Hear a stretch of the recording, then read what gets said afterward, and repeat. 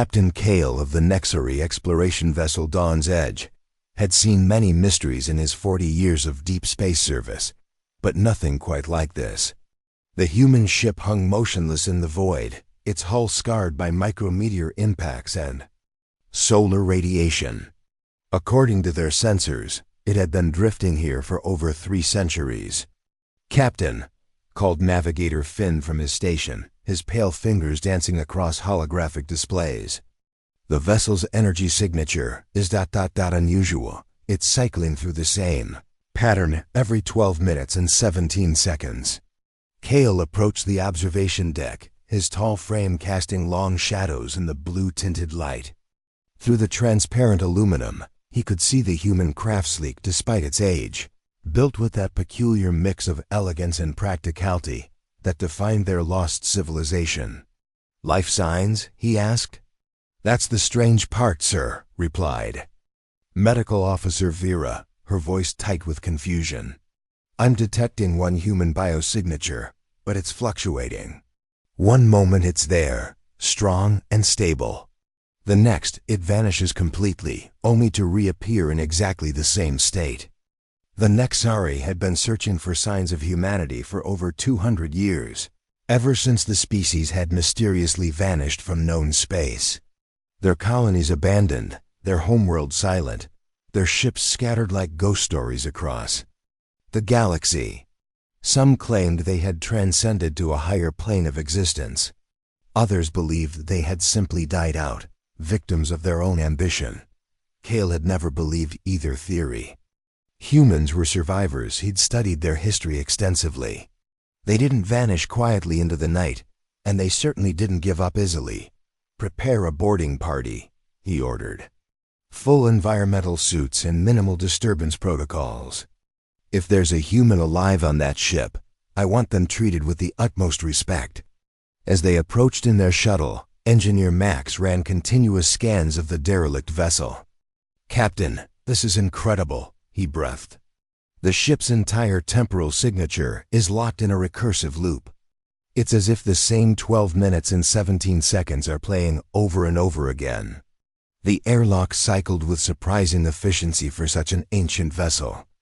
Inside, the corridors were pristine, lit by emergency lighting that cast everything in amber hues. But it was the sound that stopped them all, a human voice, singing something soft and melancholy in their native tongue. They followed the voice to the bridge, where they found her. She sat in the captain's chair, a woman with dark hair and eyes that held the weight of centuries. She was young, perhaps 30 standard years, but there was something timeless about her expression. She looked up as they entered, and for a moment, hope flickered across her features. "Thank the stars," she whispered. "I thought I was going mad." "How long has it been? Outside, I mean, in real time?" Kale removed his helmet, a gesture of respect and trust. 312 years, he said gently. "I'm Captain Kale of the Nexari Confederation. What's your name?" "Captain Emma Reyes of the U.S. Perseverance," she replied, standing with military precision despite her obvious exhaustion. "And I have a very long story to tell you. Every great bond starts with a single moment of courage. HFY Chronicle Stories is just beginning, and your support matters. If you love emotional sci-fi, tales, forbidden connections, and stories that stay with you, hit subscribe. It's free, and it helps us bring more stories from the stars to you." As Emma began her tale, Kale realized they hadn't just found a human ship, they'd found something far more precious. They'd found proof that humanity's greatest strength wasn't their technology or their weapons. It was their refusal to surrender, even when trapped in an endless nightmare of their own making. Emma's story unfolded like a puzzle box, each piece more impossible than the last. She had been returning from a deep space exploration mission when her ship encountered what the humans called a temporal cascade failure, a phenomenon their scientists had theorized but never observed. "We were investigating reports of unusual gravitational anomalies in this sector," Emma explained, her hands moving expressively as she spoke. "The cascade hit us without warning. One moment we were preparing to jump to hyperspace, the next. She gestured around the bridge. This. Kale listened intently as she described the horror of the first loops. Her crew of 63 souls, living the same 12 minutes and 17 seconds over and over again. At first, they had tried everything, shutting down systems, rerouting power, even attempting to destroy the ship itself. Nothing worked. The worst part, Emma continued, her voice barely above a whisper, was watching my crew slowly lose hope.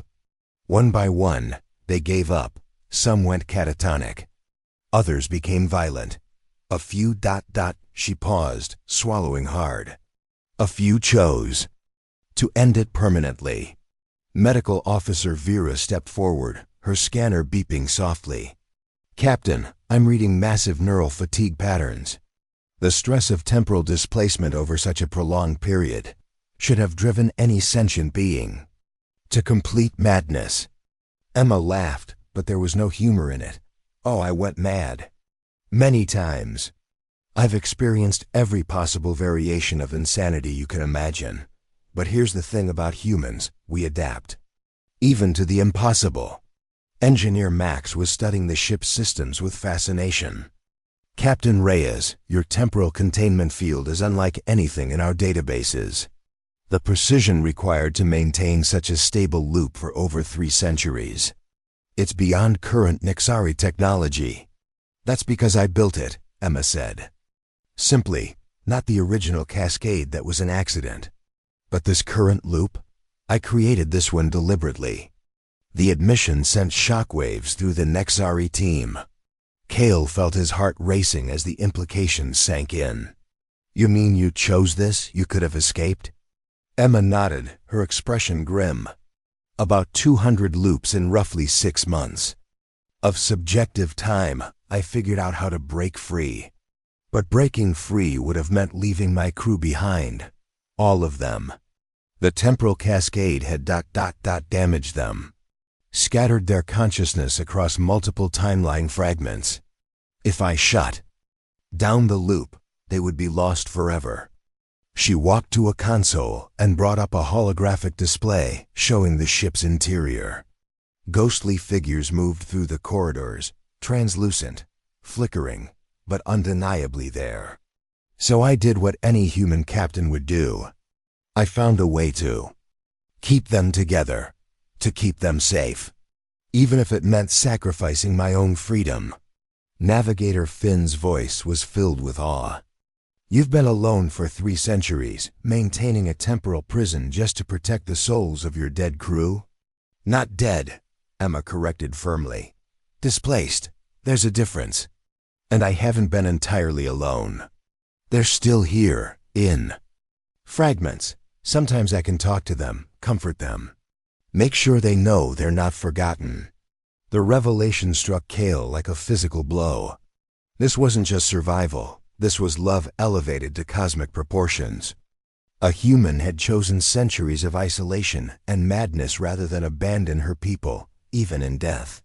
The energy requirements alone ... Max muttered, running calculations on his scanner. You'd need to perfectly balance quantum fluctuations while maintaining temporal coherence, the mathematics involved. Emma smiled for the first time since they'd met her. Are you familiar with human stubbornness, engineer? We have a saying, where there's a will, there's a way. I had 300 years to figure out the will. The way followed naturally. She turned to address all of them, her eyes burning with determination that had somehow survived 3 centuries of hell. But now you're here, and that changes everything. Your ship has quantum displacement generators, doesn't it? The kind used for dimensional research. Kale nodded slowly. Standard.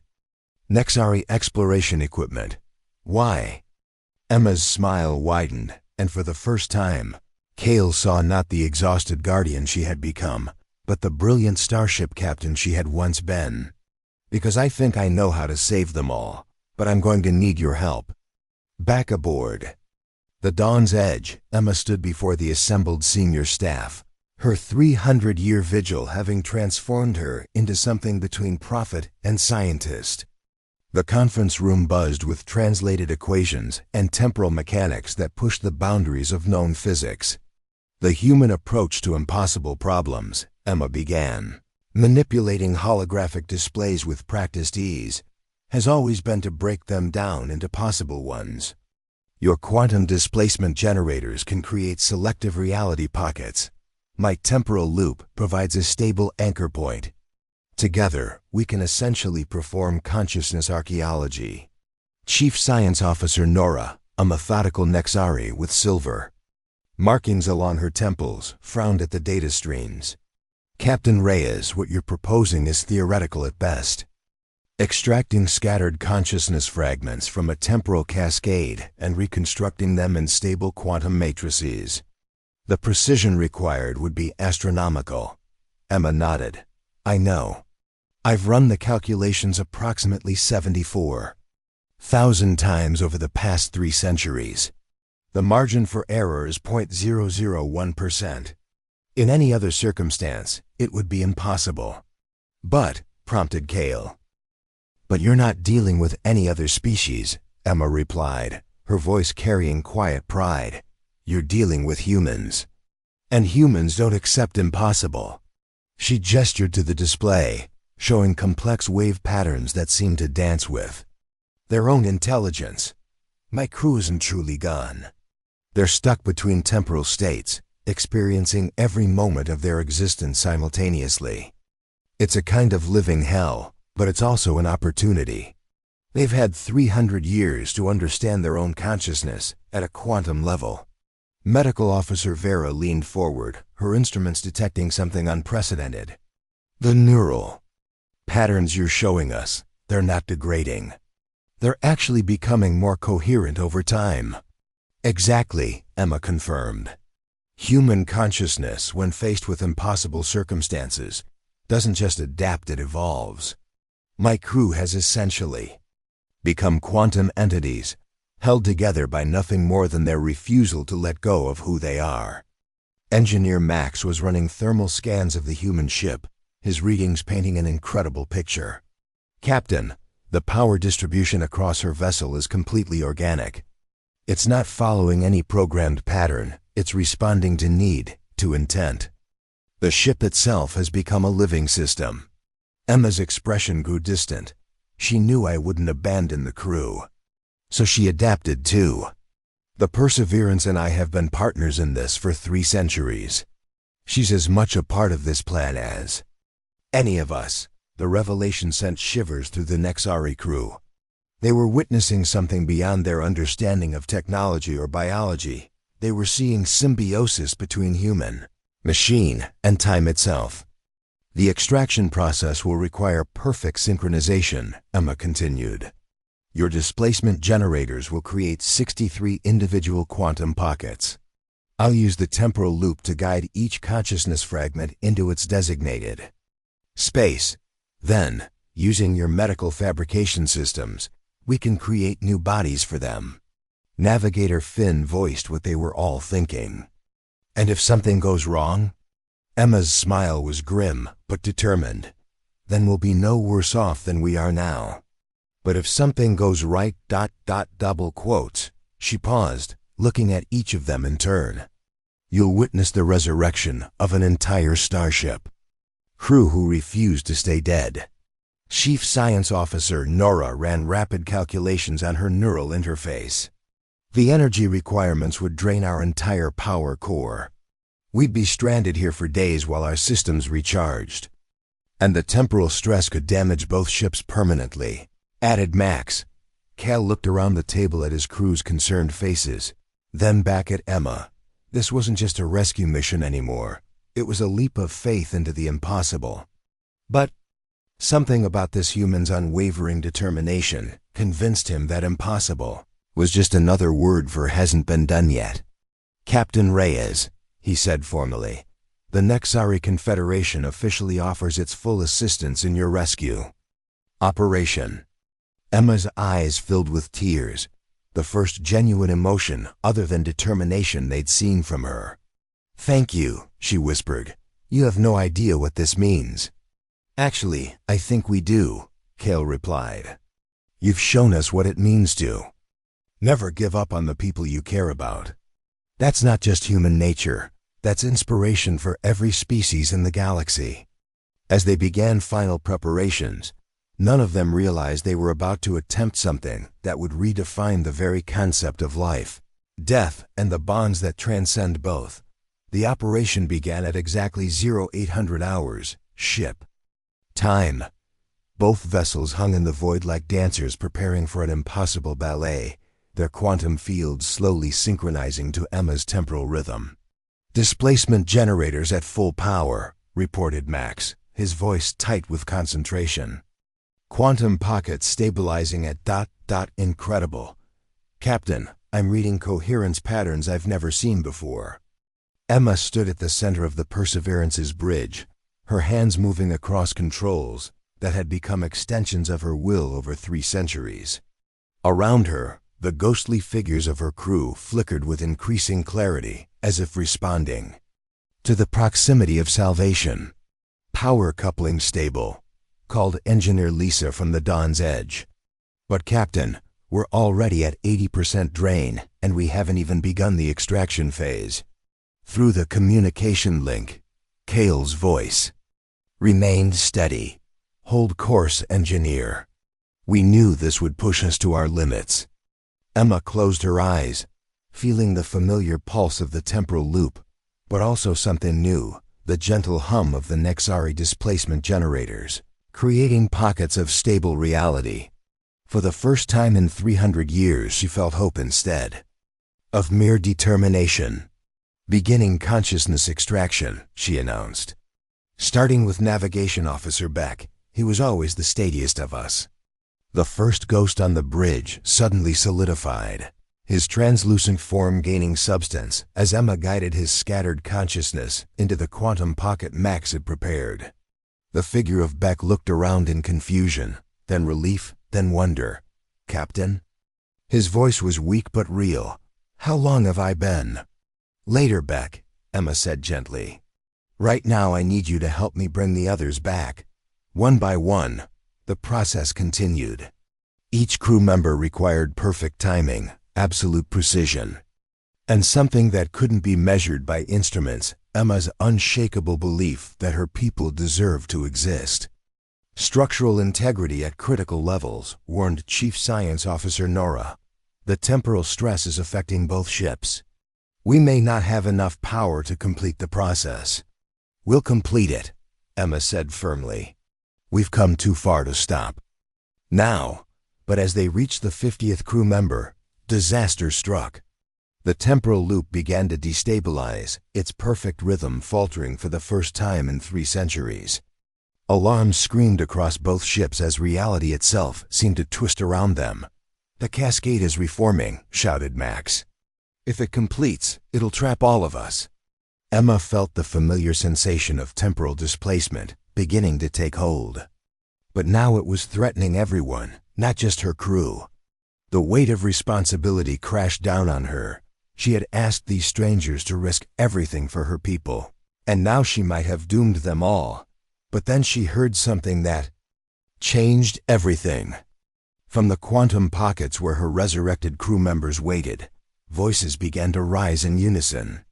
They were singing the same melancholy song she had sung alone for 3 centuries, but now it was a chorus. "Captain," said Navigator Beck, his voice growing stronger, "you carried us for 300 years. Let us carry you for once." The singing spread from the quantum pockets to the Perseverance itself, and impossibly, the ship began to respond. Her engines hummed in harmony, her hull sang with resonant frequencies, and the temporal loop stabilized not through Emma's will alone, but through the combined determination of an entire crew that refused to be separated again. "Impossible," breathed Nora. "They're creating a stability field through quantum entanglement of their consciousness patterns." Emma laughed through her tears as she guided the final crew members back to existence. "There's that word again. You'd think you'd learn by now. Humans don't accept impossible." As the last consciousness settled into its quantum pocket and the temporal loop finally dissolved, both ships found themselves floating in normal space for the first time in over 3 centuries. The Perseverance was scarred but whole and aboard. The Dawn's Edge, the fabrication systems began creating new bodies for souls that had refused to die. All crew members successfully extracted and stabilized, reported Medical Officer Vera, her voice filled with wonder. Captain Reyes, what you've accomplished here. It's beyond miraculous. Emma looked around her bridge, where ghostlights still danced in the corners, not fragments of the lost, but echoes of the found. No, she said softly. It's just human. 6 days later, Captain Emma Reyes stood on the observation deck of the Dawn's Edge, watching as the Perseverance underwent final repairs. Her crew, now housed in bodies crafted from quantum matrices and medical nanotechnology, worked alongside Nexari engineers with the easy familiarity of people who had shared an impossible experience. The fabricated bodies are integrating perfectly with the consciousness matrices, reported Medical Officer Vera, reviewing her latest scans. In some ways, they're actually superior to their original forms. More resilient, longer-lived, and with enhanced cognitive capabilities. Emma nodded, though her attention was focused on Navigation Officer Beck as he worked on recalibrating the ship's temporal sensors. Even after everything they'd been through, watching her crew exist in solid form still felt like a miracle. Captain, Cale approached with a datapad in his hands. I've been reviewing your ship's logs. The technological advances you made during your imprisonment, they're centuries ahead of anything we've developed. Your temporal manipulation techniques, your consciousness transfer protocols. Emma, you've revolutionized physics. She turned to face him, and he saw that the weight of 3 centuries had lifted from her shoulders, replaced by something lighter but no less profound. Knowledge means nothing if you can't share it with the people you care about. We'd like to share it with you, all of you. The Nexari Council will be interested, Cale said carefully. But what are your intentions? Will you be returning to human space? Emma's laugh was soft and genuine. What human space? According to your records, we're the only humans left in known space. The Perseverance and her crew are relics of a dead civilization. Not dead, interrupted Engineer Max as he joined them. Just evolved. Your crew didn't just survive temporal displacement, they transcended it. And you, Captain, you turned imprisonment into innovation. If that's not evolution, I don't know what is. Through the observation window, they could see crew members from both ships working together, sharing techniques and technologies with the easy camaraderie of people who had looked death in the face and chosen life instead. We've been thinking, Emma said slowly. My crew and I, we don't have a home to return to. But we've found something better a purpose. The galaxy is full of impossible situations, lost causes, and people who've given up hope. Maybe it's time humans did what they've always done best. Which is, asked Cale. Help, she said simply. The Nexari Confederation has exploration ships, science vessels, diplomatic missions. But sometimes you need people who specialize in impossible problems, people who don't know when to quit. Medical Officer Vera looked up from her scanner. Are you proposing some kind of partnership? Emma nodded. The Perseverance and her crew, working alongside the Nexari, bringing human stubbornness and Nexari wisdom to the problems nobody else can solve. We've learned how to resurrect the dead, manipulate time, and create bodies from pure consciousness. Imagine what we could accomplish together. The idea hung in the air like a star being born, brilliant, impossible, and absolutely inevitable. The Council would need to approve such an arrangement, Cale said, but his tone suggested he was already composing his recommendation. They will, said Chief Science Officer Nora, appearing at his shoulder with a thick data bundle. The technological exchange alone would advance Nexari science by decades, but more than that. She paused, studying Emma with professional curiosity. "You've shown us something we'd forgotten. That some things are worth fighting for, no matter how impossible the odds." As if summoned by their conversation, Navigator Beck's voice came over the communication system. "Captain Reyes, we've completed the temporal sensor recalibration. The Perseverance is ready for whatever comes next." Emma smiled, and in that expression, Cale saw not the exhausted guardian she had been, or the brilliant scientist she was becoming, but something more fundamental, a human being who had looked into the abyss of eternity and chosen to light a candle instead of cursing the darkness. "Then let's go find some impossible problems to solve," she said. As both ships prepared to depart for Nexari space, their crews united by bonds forged in quantum fire and temporal storms. They carried with them proof of something the galaxy had thought lost forever. They carried proof that the human spirit, with its stubborn refusal to accept defeat, its infinite capacity for love, and its absolute faith in the impossible, was not just alive, but ready to share its light with the stars. The time loop was broken, but the bonds it had forged would last forever. In the depths of space, where hope goes to die, a human crew proved that some things are stronger than time itself. Their legacy would echo through the galaxy, reminding all who heard it that the impossible is just another word for not yet achieved.